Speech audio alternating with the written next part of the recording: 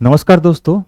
70वीं BPSC प्रारंभिक परीक्षा को ध्यान में रखते हुए हमने जो क्विक रिवीजन सीरीज चलाई थी उसमें आप सबका स्वागत है। हिस्ट्री की पिछली क्लास में हमने एंशिएंट हिस्ट्री के मौर्य काल तक लगभग कवर कर दिया था।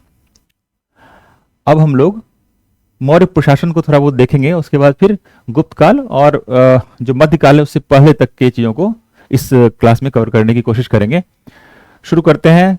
फैक्ट्स रहेंगे ज़्यादा, क्योंकि मैं ये मान के चल रहा हूँ कि आप लोग रिवीजन कर आप लोग तैयारी कर चुके होंगे, आपकी तैयारी कंप्लीट हो गई होगी। चलिए शुरू करते हैं। सबसे पहले देखिए, मौर्य प्रशासन जो है उस समय दो तरह के न्यायालय होते थे, है ना। कौन कौन से? एक धर्मस्थीय और दूसरा कंटक शोधन। पूछ सकता है क्वेश्चन कि धर्मस्थीय और कंटक शोधन किस चीज से रिलेटेड है। तो ये दरअसल न्यायालय होते थे जो कि मौर्य प्रशासन के समय होते थे ये। और मौर्य प्रशासन में जन्म और मृत्यु का पंजीकरण भी किया जाता था। सोचिए, अभी रजिस्ट्रार ऑफिस में जो होता है जन्म मृत्यु का पंजीकरण, वो उस समय भी होता था मौर्य प्रशासन के समय में। एक होते थे मागध एवं सूत वर्ग। इनका क्या व्यवसाय था? वो इतिवृत्त लिखना हो गया या फिर राजवंशीय इतिहास लिखना, है ना, वीर गाथाओं को कंठस्थ करना, ये सब याद करने का काम था। इनका व्यवसाय था एक्चुअली। मागध एवं सूत वर्ग जो थे। इस तरह गांव में भी शासन की व्यवस्था होती थी। स्वायत्तशासी पंचायत होते, जैसे अभी पंचायत होता है ना, उसी तरह उस समय भी पंचायत होते थे, स्वायत्तशासी होते थे, है ना। उनके द्वारा वहां पे प्रशासन किया जाता था। उसी समय अर्थशास्त्र लिखा गया है, आपको पता ही होगा, कौटिल्य ने लिखा है, चाणक्य ने। उसमें यह जिक्र है कि पति द्वारा परित्यक्त पत्नी को विवाह विच्छेद की अनुमति उस समय थी। मतलब ये समझिए कि डिवोर्स की जो अनुमति है वो उस समय भी थी। अगर पति जो है वो परित्यक्त कर दे तो पत्नी विच्छेद कर सकती थी विवाह को। हालांकि मनुस्मृति जो बाद में आती है चीजें, मनुस्मृति, वो पुनर्विवाह वर्जित वहां पे है। विदेशी वास क्षत्रिय, ठीक है। अब चलिए यात्रियों का कर्म। अच्छा, पूछते हैं, ये बहुत इंपॉर्टेंट क्वेश्चन है कि कौन यात्री, जो विदेशी यात्री थे उस समय बहुत सारे आए थे, मतलब ऑनवर्ड्स, मौर्य काल में, मौर्योत्तर काल में, गुप्त काल में बहुत सारे जो यात्री थे वो आए थे। तो उनका क्रम पूछते हैं कि पहले कौन आया। तो सबसे पहले मेगास्थनीज, पता ही होगा आपको। फाहियान उसके बाद आए, फिर वेनसांग आए, फिर इत्सिंग आए। ये बहुत बार पूछ चुका है, यूपीएससी हो बीपीएससी हो, ये पूछा हुआ क्वेश्चन है। यात्रियों का क्रम क्या है? मेगास्थनीज, फिर फाहियान, फिर वेनसांग, फिर इत्सिंग। अंतिम मौर्य शासक कौन था? तो अंतिम थे बृहद्रथ, जिनकी हत्या कर दी गई थी। किनके द्वारा? उनके सेनापति थे पुष्यमित्र शुंग, और इन्होंने, पुष्यमित्र शुंग ने शुंग वंश की स्थापना की, बृहदत्त जो कि अंतिम मौर्य शासक थे उनकी हत्या करके। और अंतिम शुंग शासक कौन थे? देवभूति, उनकी भी हत्या हो गई। उनकी हत्या, उनके ब्राह्मण मंत्री थे वासुदेव कर्ण, तो कर्ण ने उनकी हत्या कर दी, ठीक है। और अंतिम जब कर्ण शासक आए उसके बाद, तो उनसे साम्राज्य को हथिया लिया गया था। किसके द्वारा? आंध्र जो शासक थे उनके द्वारा। तो ये पूरा सीरीज है, तो इसमें आपको क्रोनोलॉजी भी पता चल गया। हिस्ट्री तो पता है कि क्रोनोलॉजी पे ही काम करता है। अच्छा, गिरनार क्षेत्र में झील जो है वो कौन बनाए थे? तो चंद्रगुप्त मौर्य बनवाए थे। अब मौर्योत्तर काल के बारे में चलते हैं। एक स्टेटो टू नाम के एक शासक थे, स्टेटो द्वितीय जिसको बोलते हैं, वो हिंद यवन शासक थे, जिन्होंने पहले सीसा का सिक्का चलाया। पूछते हैं कि सीसे का सिक्का सबसे पहले किसने चलाया?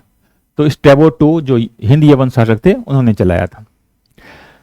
एक रुद्रदमन प्रथम है, ये भी बड़े प्रतापी राजा हैं हिस्ट्री में। उनके द्वारा लिखा गया था जूनागढ़ अभिलेख, लिखवाया गया था ऑब्वियसली जूनागढ़ अभिलेख, जो कि काठियावाड़ में, ठीक है। इसमें काव्य शैली का प्राचीनतम नमूना है ये, मतलब कविता के रूप में लिखी गई कोई भी चीज, ये प्राचीनतम नमूना मिलता है हमें जूनागढ़ अभिलेख में, जो कि रुद्रदामन प्रथम के द्वारा लिखवाई गई थी। रुद्रदामन प्रथम ने, जो मैं बताया आपको, चंद्रगुप्त मौर्य के द्वारा एक झील भी बनाई गई थी। यहाँ पे सुदर्शन झील एक है, उसका जीर्णोद्धार किया था किसने? रुद्रदामन प्रथम में। क्वेश्चन पूछते हैं कि जो ये झील है सुदर्शन झील, उसका जीर्णोद्धार किसने करवाया? तो रुद्रदामन प्रथम ने। कभी कभी पूछते हैं कि विक्रम संवत कब से शुरू होता है, तो 57 ईस्वी पूर्व से शुरू होता है। शक और विक्रम संवत में अंतर कितना है, तो 135 वर्ष का है। कभी कभी ये भी हो सकता है कि शक संवत में इतना है तो विक्रम संवत में कितना होगा, तो आप इस तरह से निकाल सकते हैं, 135 वर्ष का अंतर है। तो विक्रम संवत कब से, 57 ईस्वी पूर्व से। अब आइए गुप्त एवं गुप्तोत्तर युग में चलते हैं। आपको पता होगा कि गुप्त वंश जो है उस समय जो भारत है उसको स्वर्ण युग कहा जाता है। गुप्त वंश के समय के भारत को स्वर्ण युग कहा जाता है। अलग अलग कारण है उसके। दरअसल उसमें काव्य और कालिदास उस समय थे, बड़े बड़े लेखक और बड़े बड़े साइंटिस्ट वगैरह उस समय हुए थे।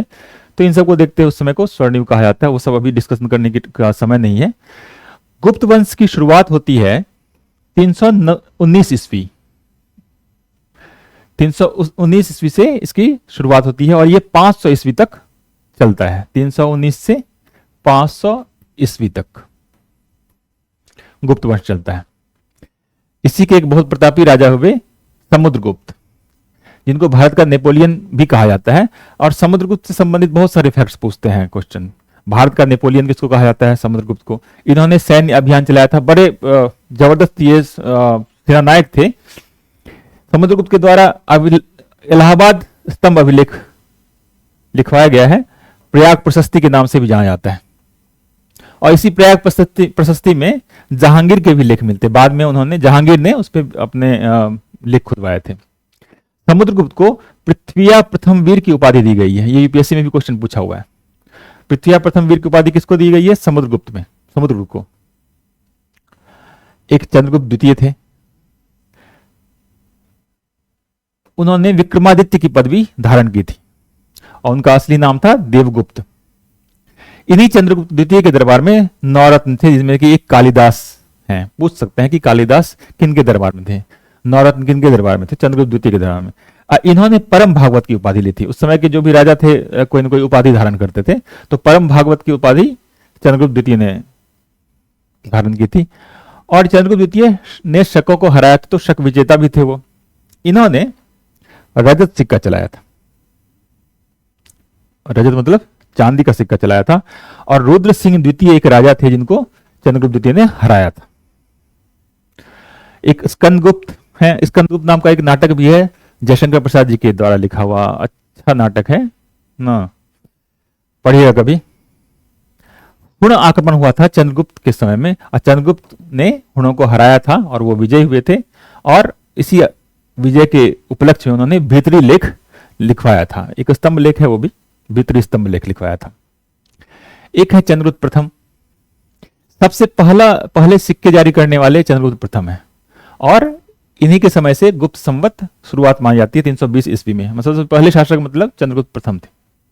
ठीक है। एक कली संवत्सर 3102 ईस्वी पूर्व से माना जाता है शुरुआत। एक होते थे श्रेणी, उस समय के कुछ टर्म्स पूछे जाते हैं, श्रेणी होते थे। श्रेणी कौन होते थे, वेतन, काम करने के नियम, मानकों एवं कीमतों को सुनिश्चित करती थी। अपने सदस्यों पर न्यायिक अधिकार भी था। मतलब श्रेणी जो था ना वो व्यापारिक संघ था एक तरह से बात करें तो। और उनके बहुत सारे सदस्य होते थे, बहुत सारे व्यापारी उनके सदस्य होते थे, तो उस पर न्यायिक अधिकार भी था। श्रेणी का संघ जो है, वेतन, काम करने का नियम हो, मानक हो, कीमत हो, सबको सुनिश्चित करते थे ये श्रेणी। पूछते हैं कि उस समय के वस्त्र उत्पादक क्षेत्र कौन कौन से थे। गुजरात, बंगाल, दक्कन और तमिल राष्ट्र। फाहियान किसके समय में आया था, तो चंद्रगुप्त द्वितीय के समकालीन था वो। मैं बताया आपको कि उस समय स्वर्णयुग, उस समय कला का बहुत ज्यादा विकास हुआ था, उस समय विज्ञान का काफी विकास हुआ था। इसी क्रम में हम आगे बढ़ते हैं, कुछ नाम जानते हैं। सुश्रुत, सुश्रुत उन्होंने आयुर्विज्ञान पे बहुत सारा काम किया। और एक छपड़क थे, उन्होंने फलित ज्योतिष पे काम किया। प्राचीन भारत में वैज्ञानिक प्रगति की बात करें तो अलग अलग सदी में अलग अलग चीजों का विकास, जैसे कि पहली सदी में ही हमारे यहाँ ऐसे औजार थे जिनसे शल्य चिकित्सा की जाती थी। शल्य औजार पहली सदी में बने थे। एक चीज ध्यान रखिएगा, इस रिवीजन सीरीज में जो भी मैं बता रहा हूं कहीं ना कहीं पूछा हुआ क्वेश्चन है, वो बीपीएससी हो, यूपीएससी हो, यूपीपीसीएस हो, कहीं ना कहीं पूछा हुआ है प्रीलिम्स में। इसलिए अच्छे से देखिएगा, पहले की वीडियोस भी देख लीजिएगा आप लोग। तो 5वीं सदी में कोण के ज्या का सिद्धांत, एंगल वगैरह का सिद्धांत जो है वो 5वीं सदी में आया। 7वीं सदी में चक्रीय चतुर्भुज जो बोलते हैं उसका सिद्धांत आया।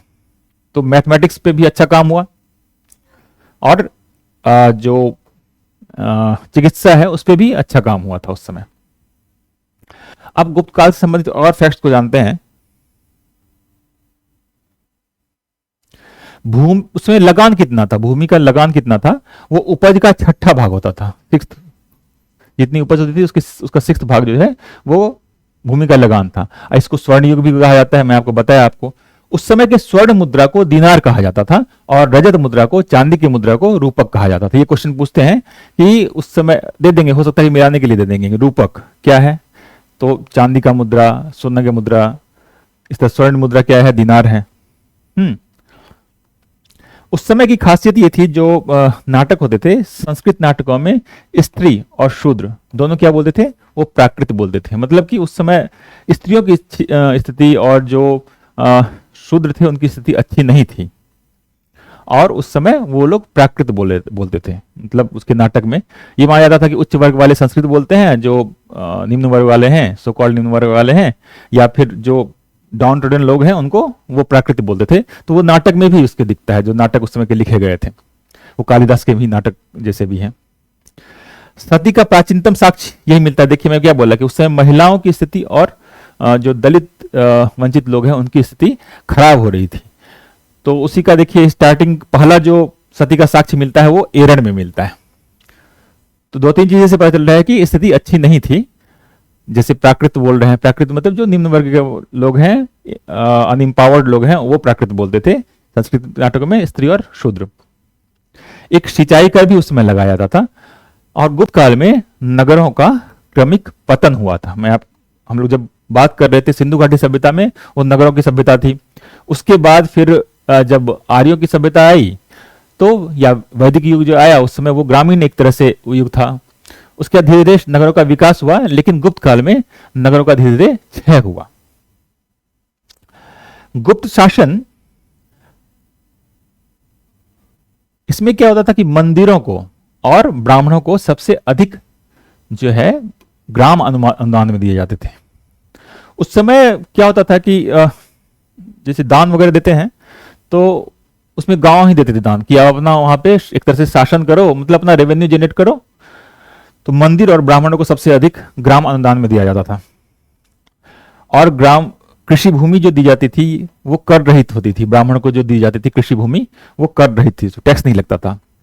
गुप्त शासन की यह भी स्पेशलिटी है कि विकेंद्रीकृत प्रशासन था, डिसेंट्रलाइज था। और सम्राट जो है ये माना जाता था कि देवता का रूप है। देखिए परम भागवत उन्होंने किया, हाँ, सम्राट को दैवीय अधिकार दिया गया है, ऐसा माना जाता था। एक क्वेश्चन पूछा हुआ था कभी कि उत्तर भारतीय व्यापार के लिए पत्तन कौन सा है, तो ताम्रलिप्ति जो है उत्तर भारतीय व्यापार के लिए एक पत्तन था। गुप्त साम्राज्य के पतन के कारण भी पूछ देते हैं। हुण का आक्रमण हुआ था, मैं बताया कि स्कंदगुप्त तो जीते थे, लेकिन हुण का उस समय बहुत ज्यादा अटैक हुआ था और बहुत बार वो भी जीते थे। अब इसके कारण क्या होगा कि सेना पे खर्च करना पड़ेगा, धीरे धीरे आपके जो रेवेन्यू है वो खत्म होंगे। तो एक कारण था हुनों का जो बराबर आक्रमण हो रहा था, वो एक बड़ा कारण था गुप्त साम्राज्य के पतन का। इसी तरह दूसरी चीज प्रशासन का सामंतीय ढांचा था, सामंत बहुत सारे थे। उत्तरवर्ती गुप्तों का बौद्ध धर्म स्वीकार करना, अब बौद्ध धर्म में अहिंसा वाली चीजें हैं, तो इसका भी कहीं ना कहीं रोल रहा है गुप्त साम्राज्य के पतन में। और उत्तराधिकारी भी बहुत योग्य नहीं थे। ये 4-5 कारण हैं। अच्छा, तीसरी सदी में वारंगल अभी भी है, जानते ही हैं, तो लोहे के यंत्रों और उपकरणों के लिए यह प्रसिद्ध था। तीसरी सदी में एक हुन शासक हुए थे तोड़मन। ये पूछते हैं तोड़मन कौन है? तोड़मन है हुन शासक, और मिहिरकुल भी हैं। मिहिरकुल को कौन पराजित किया? एक बालादित्य और यशोवर्मन ने। उस समय के एक नाटककार थे, साहित्यकार थे, शूद्रक। इन्होंने एक किताब लिखी है मृच्छकटिकम। इसमें एक धनी व्यापारी और एक गणिका की पुत्री की प्रेम कथा है। पूछा हुआ क्वेश्चन है, मृच्छकटिकम किसने लिखा, उसमें क्या कहानी है। षड दर्शन, दर्शन तो आप लोग जान रहे होंगे। एक षड दर्शन क्या क्या है, बोले ना 6 प्रकार के दर्शन है, उसको बोलते हैं षड दर्शन। कौन कौन से हैं? सबसे पहले सांख्य, बोला जाता है कि कौन उसके प्रणेता थे, तो कपिल मुनि। कपिल मुनि ने सांख्य दर्शन दिया। इसमें बोला गया कि आत्मज्ञान जो है ना, वही मोक्ष की ओर ले जाता है। मतलब कोई बाहरी प्रभाव या कोई बाहरी कारक नहीं है मोक्ष पाने के लिए। मोक्ष आपको तभी मिलेगा जब आपके अंदर ज्ञान हो, ज्ञान की उपलब्धि हो जाए, आत्मज्ञान अपने बारे में आप जान लें। तो आत्मज्ञान ही मोक्ष की ओर ले जाता है। किसका है ये स्टेटमेंट, किसमें है ये? सांख्य दर्शन का ये है, और कपिल मुनि ने ये दर्शन दिया था। इस तरह योग जो बोलते हैं हम लोग, तो पतंजलि इसके प्रणेता थे, और ये पतंजलि पुष्यमित्र शुंग जो मैं बताया आपको, उसके समकालीन थे। पतंजलि ने महाभाष्य लिखा है। एक वैशेषिक नाम का दर्शन है जिसके प्रणेता है कनाद। ये सारे क्वेश्चन पूछे हुए हैं। एक न्याय दर्शन है जिसके प्रणेता गौतम, और मीमांसा है, उत्तर मीमांसा या वेदांत जिसको बोलते हैं, उसके वेद व्यास बोले जाते हैं, और पूर्व मीमांसा के प्रणेता जैमिनी बोले जाते हैं। पूर्व मीमांसा में ही कर्म का सिद्धांत है। तो टोटल 6 दर्शन कौन कौन से हुए? सांख्य, योग, वैशेषिक, न्याय और मीमांसा, उत्तर मीमांसा और दक्षिण मीमांसा। ठीक है, कौन कौन उसके प्रणेता हैं ये आप जान लीजिए। सांख्य कपिल, योग पतंजलि, वैशेषिक कनाद, न्याय गौतम, उत्तर मीमांसा वेद व्यास और दक्षिण मीमांसा जैमिनी। आगे चलिए। पूर्व मीमांसा में क्या बताया मैं कि कर्म का सिद्धांत है, और इसी में बोला गया कि वेद जो है वो शाश्वत सत्य है। आप ये बताइए कि आधुनिक भारत में किसने कहा था कि वेदों की ओर लौटो? कौन वेद को अकाट्य मानते थे? इसके बारे में आप बताइएगा। आगे बात करते हैं। उसके अलावा अन्य दर्शन भी हैं। षड दर्शन तो मेन है, उसके अलावा भी बहुत सारे दर्शन है। जैसे नव्य न्याय संप्रदाय, गंगेश के द्वारा ये चलाया गया। फिर लोकायत, ये चार्वक के द्वारा। ये लोकायत, इसी में चार्वक के बारे में आप जानते होंगे, हृदय कृत्वा घृतम कुबेर, लेकिन वो कंसेप्ट बहुत अच्छा है, डिटेल में हम लोग बात नहीं करेंगे अभी। तो पुनर्जन्म का निषेध किया था इन्होंने, बहुत प्रैक्टिकल थे चार्वाक। उन्होंने लोकायत सिद्धांत दिया था, दर्शन दिया था। अद्वैत, शंकराचार्य का नाम आप लोग जानते होंगे। इनके कहना था कि मुक्ति जो है वो ज्ञान के द्वारा संभव है। अद्वैत में एक जगह है प्रतिष्ठानपुर, ये क्वेश्चन था इसलिए मैं इसमें डाल दिया हूं। प्रतिष्ठानपुर जो है वो पुराणों के अनुसार चंद्रवंशी शासकों का मूल स्थान था। इस तरह मौखरी शासकों की राजधानी कन्नौज थी। पुलकेशिन द्वितीय के बारे में ये बादामी अभिलेख में मिलती है जानकारी। अब हर्षवर्धन एक बड़े प्रतापी राजा थे वर्धन वंश के, तो हर्षवर्धन के बारे में थोड़ी बहुत, ये अच्छे राजा भी थे, अच्छे लेखक भी थे, बहुत बड़े दानी व्यक्ति थे ये। तो हर्षवर्धन जो है, कल्हन की राजतरंगिणी आप जानते होंगे, कश्मीर के बारे में लिखी गई है, कश्मीर के राजवंश के बारे में, राजतरंगिणी कल्हन के द्वारा। उसी पुस्तक में, कल्हन के पुस्तकों में हर्ष संबंधी सूचनाएं प्राप्त होती हैं। हर्षचरित एक पुस्तक है जो बाणभट्ट थे। प्रीतिकुटा भी जो है ये प्रीतिकुटा से थे, और हर्षचरित बाणभट्ट एक उनके हर्षवर्धन के दरबार में एक कवि थे, तो उन्होंने हर्षचरित लिखी। हर्षवर्धन की राजधानी कहाँ थी? वो कन्नौज थी। पहले थानेश्वर थी, वर्धन वंश की राजधानी थानेश्वर थी, और हर्षवर्धन ने राजधानी को शिफ्ट किया कहाँ पे? कन्नौज। पूछते हैं कि कहाँ पे है राजधानी। वे धार्मिक सम्मेलन करवाए थे कन्नौज में और प्रयाग में। हर्षवर्धन को पुलकेशिन द्वितीय ने पराजित किया था। इसी के पास, इसी के दरबार में, इसी के समय वेनसांग आए थे, चाइना के जो थे वो आए थे। उनके द्वारा बहुत सारी बातें बताई गई थी उस समय के भारत के बारे में और हर्षवर्धन के साम्राज्य के बारे में भी। बोले थे कि सत्य की परीक्षा कैसे की जाती है? अग्नि के द्वारा, जल के द्वारा और विष के द्वारा। इन्होंने कहा था, वेनसांग ने कहा था कि उस समय नौघाट जो थे या नौका जो था उस पर शुल्क लगता था, टैक्स लगता था। उनके द्वारा मथुरा, ये भी कहा गया कि मथुरा जो है सूती वस्त्र के लिए बहुत प्रसिद्ध था। और वेनसांग ने नालंदा विश्वविद्यालय में अध्ययन किया था। आपको पता होगा नालंदा विश्वविद्यालय। और उन्होंने किताब लिखी है सीयू की, बहुत सारे फैक्ट्स हैं, सब फैक्ट्स ही हैं, याद रखिएगा। इस सियुकी नाम की किताब किसने लिखी थी? तो वेनसांग ने। आगे चलिए, मैं आपको सीरीज बता चुका हूं कब कौन कब आया, कहां आया, ठीक है। इत्सिंग जो थे वो 671 ईस्वी में आए थे। जो चीनी लेखक थे वो भारत का किस नाम से उल्लेख करते थे? उनकी किताबों में यिंतु नाम से भारत को जाना जाता था। भारत को यिंतु नाम के से जाना जाता था चीनी लेखक के द्वारा। कन्नौज में बताया कि हर्षवर्धन ने राजधानी बनाई थी थानेश्वर से उठा के, और गुप्तोत्तर युग में, गुप्त के बाद ऑब्वियसली जो हर्षवर्धन है 5वीं 6वीं शताब्दी वाले हैं, वर्धन वंश। तो गुप्तोत्तर युग में कन्नौज जो है प्रमुख व्यापारिक केंद्र बनकर उभरा, और गुप्तोत्तर युग में ही कृषक संरचना में भी सामंतवाद आया। जैसे एक तरह से समझिए कि जमींदार वाली टाइप की चीजें, सामंतवाद। शंकराचार्य अद्वैतवाद जिन्होंने दिया वो केरल के थे। इन्होंने 4 मठों की स्थापना की। कहा? जोशीमठ, द्वारका, पुरी और श्रृंगेरी में। ये पूछते हैं 4 मठ कौन कौन से हैं, किसने स्थापना की, वो शंकराचार्य कहाँ के थे, कौन सा दर्शन दिया, सब फैक्ट्स हैं।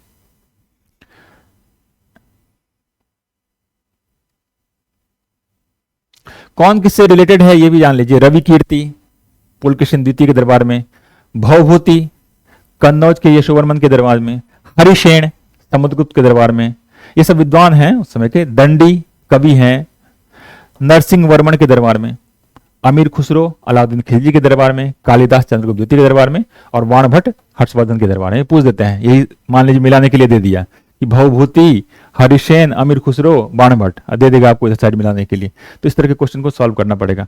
इसी तरह जरा से ही पूछ देते हैं, जैसे भोज धार से रिलेटेड थे, दुर्गावती कहां से रिलेटेड थी? गोंडवाना, समुद्रगुप्त विदिशा, अशोक उज्जैन। ठीक है, आगे चलिए। अब प्राचीन भारत में हम लोग स्थापत्य की बात करते हैं। आपको पता होगा कि उस समय ऐसी बहुत सारी बिल्डिंग्स बनी, बहुत सारे आर्किटेक्चर ऐसे है जिसमें कि कला का काफी अच्छा रूप दिखता है, और मंदिरों की भी अलग अलग शैली विकसित हुई थी उस समय। जैसे नागर हो गया, द्रविड़ शैली हो गई। ठीक है, तो खजुराहो मंदिर जो है उसके बारे में बात करते हैं। बहुत प्रसिद्ध मंदिर है एमपी में। चंदेल वंश के शासकों ने इसे बनवाया था।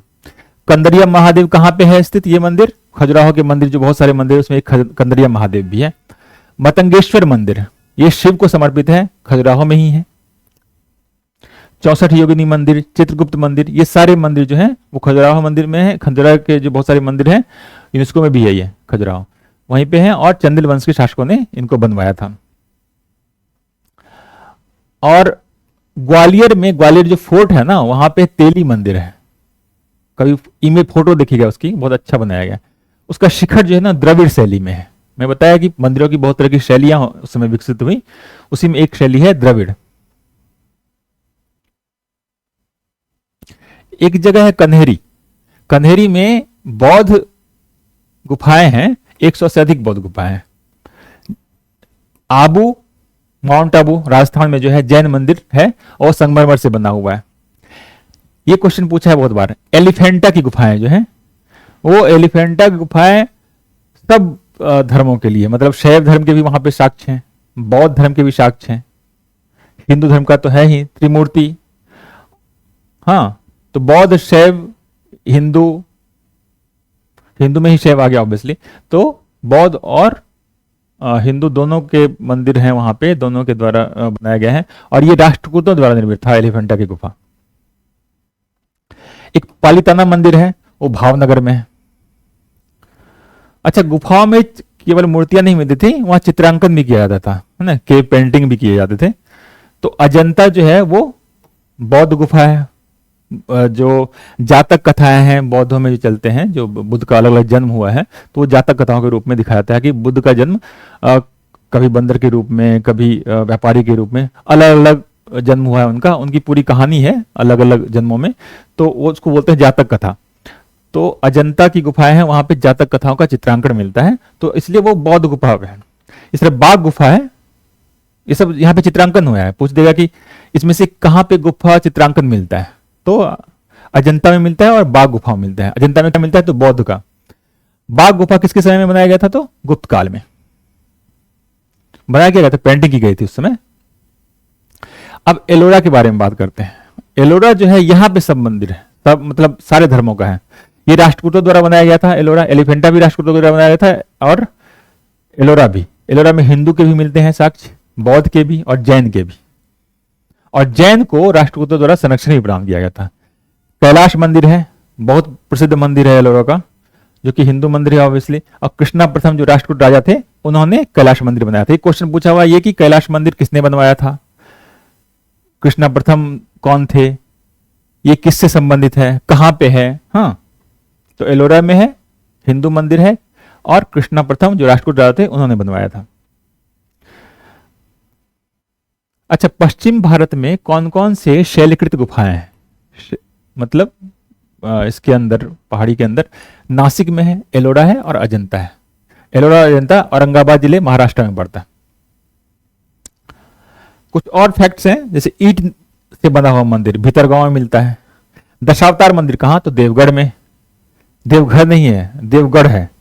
शिव मंदिर भूमरा में, और विष्णु मंदिर एरण में, वही एरण जहां पे सब प्राचीनतम सती का साक्ष्य मिलता है। अच्छा, बराबर की गुफाएं, ये तो बगल में ही है, जहानाबाद। बराबर की गुफाएं आजीवकों के लिए, आजीवक जो संप्रदाय थे उनके लिए बनाई गई थी। किसके द्वारा, अशोक के द्वारा। हालांकि अशोक जो है वो बौद्ध धर्मावलंबी एक तरह से थे। भित्ति चित्रकला, मैं बताया कि वही शैलकृत, मतलब वहां पे जो पेंटिंग्स होते थे वो दीवारों में पेंटिंग, उसी को बोलते हैं भित्ति चित्रकला। ये अजंता गुफा में मिलता है, और लेपाक्षी मंदिर में भी मिलता है ये भित्ति चित्र। और भी चलते हैं, कुछ और स्थापत्य कला से बात करते हैं।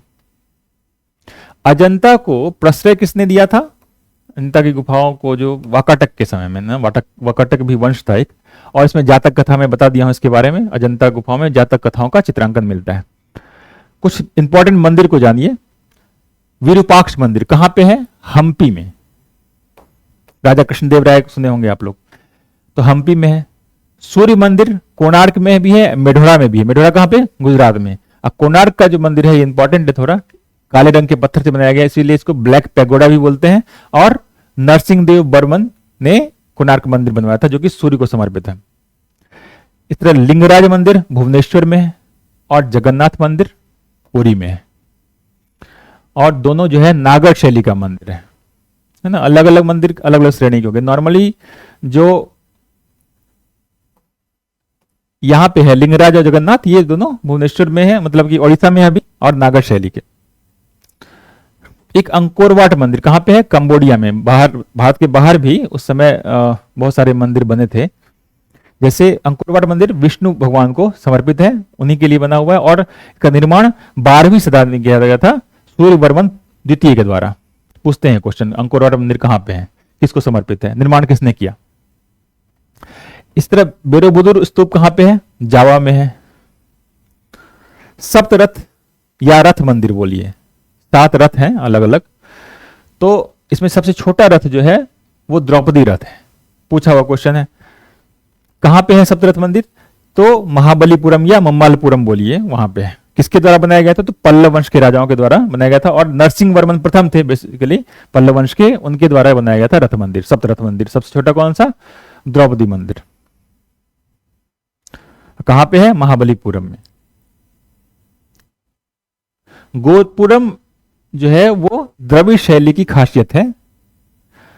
तोरण के ऊपर बने अलंकृत एवं बहुमंजिला भवन, इस तरह से देखते होंगे, जो इस तरह से बनता है ना, वही है द्रविड़ शैली। इसको देख लीजिए, इनमें से देखिएगा तो ज्यादा समझ में आएगा, आप लोगों को याद रहेगा। शोर टेम्पल तमिलनाडु में। मीनाक्षी मंदिर पांड्य शासकों ने बनाया था। तक्षशिला सिंधु और झेलम नदी के बीच है। तक्षशिला भी प्राचीन काल का बहुत बड़ी यूनिवर्सिटी है, विश्वविद्यालय थी उस समय, और अभी तो नालंदा पता है आपको, तक्षशिला हो गया। सिंधु और झेलम नदियों के बीच बनाई गई थी, बीच है तक्षशिला। सोनगिरी एक जगह है जो दतिया मध्य प्रदेश में पड़ता है, और दिगंबर जैन का ये तीर्थ स्थल है। यहाँ पे 108 जैन मंदिर है सोनगिरी में। इस तरह दिलवाड़ा जैन टेम्पल जो है वो माउंट आबू, जो मैं बताया आपको, संगमरमर का बना हुआ। भारतीय मंदिर वास्तुशैली में बताया 3 होते हैं, नागर, बेसर और द्रविड़। नागर नॉर्मली नॉर्थ इंडिया में, द्रविड़ नॉर्मली साउथ इंडिया में, और जो मध्य भारत है उसमें बेसर शैली चलती है, जो कि मिश्रित है, एक तरह से नागर और द्रविड़ का मिश्रण है उसमें। इमेज देखिएगा आप। कुछ और चीज, वराह अवतार जो बनाया गया है मूर्ति है, वो उदयगिरी गुफा में मिलती है। अर्जुन की तपस्या, गंगा अवतरण, ये मम्मालपुरा में मिलता है। शैलकृत हाथी धौली में मिलता है। पूछा क्वेश्चन है, ये पूछ देंगे यूपीएससी में ही पूछ देंगे ये तो। पंचायतन यूपीएससी में पूछा हुआ क्वेश्चन है। ये एक क्या है, मंदिर रचना शैली है, 5 मंदिर एक साथ, मंदिर पर रचना की शैली है पंचायतन। नैमिषारण्य कहां पे है, सीतापुर में। तो दक्षिण भारत की बात करें, चोल के बारे में जानते होंगे, बहुत प्रसिद्ध वंश है। चोल वंश के संस्थापक कौन थे, तो विजयालय, इन्हीं के द्वारा बृहदेश्वर मंदिर बनाया गया था। यहां पे नंदी की विशालतम मूर्ति, सबसे बड़ी मूर्ति कहां पे है, यहीं पे बृहदेश्वर मंदिर में, जो कि चोल शासकों के द्वारा बनाया गया था। और कौन थे वो, राजराज प्रथम। कोरोमंडल तट और दक्कन के कुछ भाग में चोल वंश का शासन था, और इनकी राजधानी कहां थी, तंजावर में थी। चोलों का जो ग्रामीण प्रशासन था ना, वो बहुत फेमस है, उस पर मेंस में भी क्वेश्चन पूछते हैं। तो स्वायत्त ग्राम प्रशासन था। कहां पता चलता है, ये उत्तर मेरूर शिलालेख है, उसमें पता चलता है कि वहां पे उन लोगों का स्वायत्त ग्राम प्रशासन था। चोल वंश के शासकों ने पांड्य और चेर शासकों को पराजित कर दिया। दरअसल दक्षिण भारत में 3 बड़े वंश हुए हैं, चोल वंश, पांड्य और चेर। तो चोल शासकों ने पांड्य और चेर को पराजित किया था। चोल वंश काफी पहले से और काफी सालों तक रहे वो। संगम साहित्य की रचना इन्हीं के शासनकाल में हुई है। जो उद्यान का प्रशासन होता था, उद्यान का भी प्रशासन होता था, समझिए, टोटवारियम बोलते थे चोल के बारे में। और चोल वंश के शासकों ने दक्षिण पूर्व एशिया के शैलेंद्र साम्राज्य पर चढ़ाई की थी। इन्हीं के समय में नटराज की कांस्य प्रतिमा बनी है, जो कि चतुर्भुज, नटराज चतुर्भुज है, उसकी कांस्य की प्रतिमा चोल में बनी है। शिव की दक्षिण मूर्ति प्रतिमा, यह भी चोल शासकों के द्वारा बनवाया गया है, और शिक्षक के रूप में शिव को यहां पे चित्रित किया गया है। पूछते हैं कि शिक्षक के रूप में शिव को चित्रित किस में किया गया, तो शिव की दक्षिणा मूर्ति जो प्रतिमा है उसमें। चोल वंश अपनी नौसेना के लिए जाना जाता था। देखिए, दक्षिण पूर्व एशिया, जो हिंद महासागर को क्रॉस करके फिर शैलेंद्र साम्राज्य को भी उन्होंने हराया था। और अच्छी बात उनके समय यह थी कि उत्तराधिकार के लिए युद्ध नहीं होता था, नहीं के बराबर होता था, क्योंकि शासनकाल में ही कोई राजा जो है अपने उत्तराधिकारी की घोषणा कर देता था। इनके एक राजा हुए कुलोत्तुंग प्रथम। कुलोत्तुंग प्रथम जो है, इनके समय में 72 व्यापारी गए थे, का दल गया था चाइना। सोचो अभी जैसे जाते हैं ना बहुत सारे व्यापारियों को लेकर राजा लोग, तो उस समय 72 व्यापारी चीन गए थे। कुलोत्तुंग प्रथम ने श्रीलंका को पूर्ण स्वतंत्रता दे दी और वहां के राजकुमार से अपनी पुत्री का भी विवाह किया था। तो पूछेंगे क्वेश्चन की श्रीलंका को पूर्ण स्वराज्य कौन दिया, स्वतंत्रता कौन दिया, तो कुलोत्तुंग प्रथम ने दिया, और वहां के राजकुमार से अपनी बेटी को भी शादी की। इसी चोल वंश में एक वे राजेंद्र प्रथम। राजेंद्र प्रथम उस समय समझिए नौसेना इतना पावरफुल हो गया था कि बंगाल की खाड़ी को बोलते थे चोल झील, और इन्होंने गंगईकोंड चोलमपुरम की स्थापना की और चोल गंगम नाम से एक कृत्रिम झील का भी निर्माण करवाया। फिर दूसरे एक प्रतापी राजा हुए राजराज प्रथम, इसकी चर्चा हम कर चुके हैं। इन्हीं के समय जल सेना एक्चुअली प्रारंभ हुआ था और श्रीलंका के उत्तरी भाग पे इन्होंने विजय प्राप्त किया था। फिर कुलोत्तुंग ने उसको छोड़ दिया था। जैसे राजराज प्रथम ने स्टार्टिंग किया, जल सेना का प्रारंभ किया, श्रीलंका के उत्तरी भाग पर विजय प्राप्त कर ली। राजेंद्र प्रथम जो है उन्होंने श्रीलंका पर पूर्ण विजय प्राप्त किया, लेकिन कुलोत्तुंग प्रथम ने फिर श्रीलंका को स्वतंत्रता दे दिया। तो राजेंद्र प्रथम, राजराज प्रथम, राजेंद्र, ये सब जो है, यही राजेंद्र प्रथम, वो बहुत पावरफुल राजा थे। इसीलिए देखिए इसके समय में इतना पावरफुल था कि चोल झील बोला जाता था बंगाल की खाड़ी को।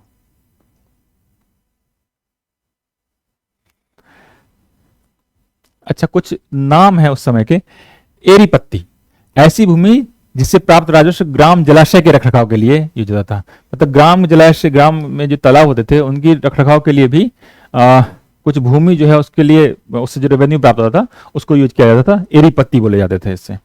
घटिका, मंदिरों के साथ संबद्ध जो विद्यालय होते थे, हमारे प्राचीन भारत में मंदिरों के साथ ही मेनली जो विद्यालय थे वो संबंधित थे, तो घटिका बोला जाता था उसको। व्यापार मार्ग भी है, कल्याण से तगर, तगर से वेंगी, व्यापार मार्ग है। दक्षिण भारत संबंधी और कुछ फैक्ट देखते हैं। एक चालुक्य वंश हुए। चालुक्य जो है पुलकेशिन द्वितीय इसी के राजा थे, जिन्होंने हर्षवर्धन को भी हराया था। चालुक्य, इसमें अच्छी बात क्या थी, एक कि महिलाओं को प्रशासन में उच्चतम स्थान दिया जाता था। उस समय महिलाओं को ऊंचा पद देना बड़ी बात थी, लेकिन चालुक्य वंश में के महिलाओं को दिया जाता था ऐसा। इनकी राजधानी कहां थी? वातापी थी। इन्हीं के द्वारा एहोल अभिलेख लिखा गया है, पुलकेशिन द्वितीय की चर्चा है उसमें, और कालिदास का भी उल्लेख है एहोल अभिलेख में। कुछ टर्म और है, काली मिर्च को क्या बोलते थे उसमें? यवन प्रिय। तमिल व्याकरण एक है तोलकप्पियम। तोलकप्पियम क्या है? तमिल व्याकरण है। एक शिल्पादिकरम है। शिल्पादिकरम ये एक प्रेम कथा है, इसके लेखक इलंगो अडिगल थे। तिरुकुरल एक दर्शन है, मैं नोट्स दे दूंगा, याद करने के लिए सुविधा होगी। मणि मैकले एक वणिक की कथा है। एम्फोरा जार, दोनों तरफ हथियार जार, अभी जो देखते हैं ना इस तरह से जो जार बनता है दोनों तरफ, तो उसको एम्फोरा जार बोलते हैं। अरिकमेदु, अरिकमेदु इस यहीं से पता चलता है भारत रोम में व्यापार होता था उस समय, इसकी सूचना मिलती है अरिकमेदु से। ये रोमन बस्ती है, ठीक है। उससे मतलब भारत के बारे में पता था और वहां पे व्यापार वगैरह होता था। आगे बात करते हैं संगम साहित्य की। संगम साहित्य बहुत इंपॉर्टेंट है। एक ग्रमी मणिग्रामम है, व्यापारियों का निगम है एक तरह से मणिग्रामम। संगम साहित्य, इसका उल्लेख चेर वंश, इसी में मतलब संगम साहित्य में चोल, चेर और पांड्य तीनों का उल्लेख मिलता है, तीनों वंशों का उल्लेख मिलता है। कुराल जो है संगम साहित्य में लिखा गया, जिसको लघु वेद की संज्ञा दी जाती है, और धार्मिक कविताओं का संकलन है कुराल, और ये तमिल में लिखी गई है। कौन वो मन्नत राजा के कथन है जो कि, और ये तमिल रामायण रामावतारम ये लिखा गया। कंबन जो थे वो उन्होंने तमिल रामायण लिखा।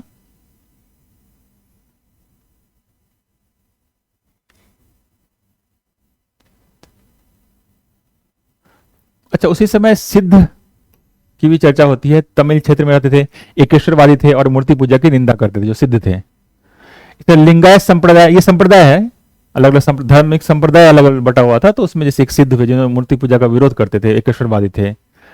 लिंगायत वो कन्नड़ क्षेत्र में रहते थे। ये इन्होंने पुनर्जन्म पर प्रश्न चिन्ह लगाया, मतलब कि उस समय के जो ये सब संप्रदाय है ना, कुछ हटके हैं, जो इस्टेब्लिश जो चीजें हैं, फैक्ट्स हैं, उस पर उन्होंने क्वेश्चन मार्क किया, मतलब आडंबर पर भी प्रहार किया। तो पुनर्जन्म पर प्रश्न चिन्ह लगाया था लिंगायत संप्रदाय ने। जाति व्यवस्था को भी अस्वीकार किया था इन्होंने। कुछ जगह हैं जो कि वंश से जुड़े हुए हैं पर्टिकुलर, जैसे कि गुप्त वंश से कौन? देवगढ़। देवगढ़ में बताया मंदिर आपको। चंदेल राजाओं से जुड़ा हुआ खजुराहो, उन्होंने खजुराहो मंदिर चंदेल वालों ने बनाया था। चालुक्य की राजधानी बदामी। पल्लव कांचीपुरम या पनमलई उसकी राजधानी। वेंगी नदी पांड्य राज्य की जीवन रेखा कही जाती थी। और मदुरई उनकी राजधानी थी। पांड्य की राजधानी मदुरई, और वेंगी नदी जो है उनकी जीवन रेखा कहलाती थी। एक तक्कोलम युद्ध हुआ था चोल और राष्ट्रकूट के बीच में। फाइनली चोल जो है खत्म किसके द्वारा किए गए? मालिक काफूर के द्वारा, मतलब मध्यकाल में। उरैयूर, उरैयूर सूती वस्त्र का केंद्र है। संगम साहित्य के समय में वही संगम एज बोलते हैं उसको, है ना। पश्चिमी तट पर संगम पत्तन, वेलिंडा, नौड़ा, तौंडी, मुशरी। मैं आपको इसके लिए दे दूंगा नोट्स। अच्छा, संगम होता क्या है, संगम तो बोल रहे हैं, संगम एज, संगम साहित्य, संगम मतलब मिलन। तो सारे उस समय जो उस समय के बड़े बड़े कवि थे वो एक जगह आके मिलते थे और अपनी रचनाएं कहते थे, नए रचना का संकलन होता था। तो 3 संगम हुए हैं। प्रथम संगम जो है वो मदुरई में हुआ है, द्वितीय संगम कपाटपुरम ओलावाई में, और तृतीय संगम फिर मदुरई में। अगस्त्य मुनि ने दक्षिण भारत का आर्यकरण किया था। मतलब वहां पे पता ही है, दक्षिण भारत में पहले बोला जाता कि द्रविड़ियन रहते थे, लेकिन उनको आर्य से मिलाने का काम जो है, आर्यकरण जो है उनका, वो अगस्त्य ने किया था। मतवालिन चीनी यात्री था ये। चालुक्यों के शासनकाल में चीन भारत संबंध का विवरण देता है ये मतवालिन जो है। कदम भी एक वंश है जिसकी राजधानी है वनवासी। कभी कभी पूछ देते हैं मिलाने के लिए। पांड्य वंश के शासकों ने रोम में दूत भेजा था। 26 ईस्वी पूर्व में पांड्य वंश के शासकों ने रोम में दूत भेजा था। कुछ मंदिर हैं, जैसे मीनाक्षी मंदिर कहां पे है, मदुरई में। वेंकटेश्वर मंदिर कहां है, तिरुमाल में। अच्छा, कुछ प्राचीन साहित्य एवं साहित्यकार कभी कभी पूछ देते हैं, इसलिए हम इसको बता रहे हैं आपको।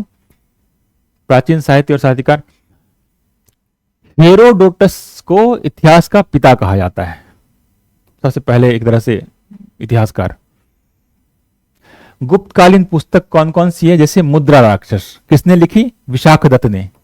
ये एक नाटककार थे, विशाखदत्त एक नाटककार थे जिन्होंने मुद्रा राक्षस नाम की किताब लिखी गुप्तकालीन में, गुप्तकालीन थे ये। और देवी चंद्र गुप्तम नाम की भी रचना की थी विशाखदत्त ने। इसी तरह गुप्तकालीन पुस्तक अमरकोश भी है। कामसूत्र जो वात्सायन के द्वारा लिखी गई है, इसी समय लिखी गई है। मेघदूत कालिदास जी के द्वारा इसी समय लिखी गई है। 10 कुमार चरित दंडिन के द्वारा लिखी गई। कुमार संभव, देखिए कालिदास का मैं बताया आपको, मेघदूत हो गया, कुमार संभव हो गया, रघुवंश महाकाव्य हो गया, मालविका मित्र, अभिज्ञान शकुंतलम, मेघदूत, सारे रचना कालिदास ने किया। ये भी पूछ देते हैं कि इस तरह भारवी किरातार्जुनीय, हर्ष जो है वो रत्नावली लिखे और नागानंद लिखे। भारवी कवि हो गए जो कि किरातार्जुनीय लिखे। हर्षवर्धन ने रत्नावली लिखी, नागानंद लिखा। ठीक है। कर्पूर मंजरी भी एक रचना है जिसमें इसको राजशेखर जी ने लिखा। अष्टाध्यायी ग्रामर के लिए पाणिनि के द्वारा लिखित है। रास्तरंगिणी में बताया था आपको, वो कल्हन के द्वारा लिखी गई है। कल्हन के द्वारा, ये राजा जयसिंह के शासन में थे।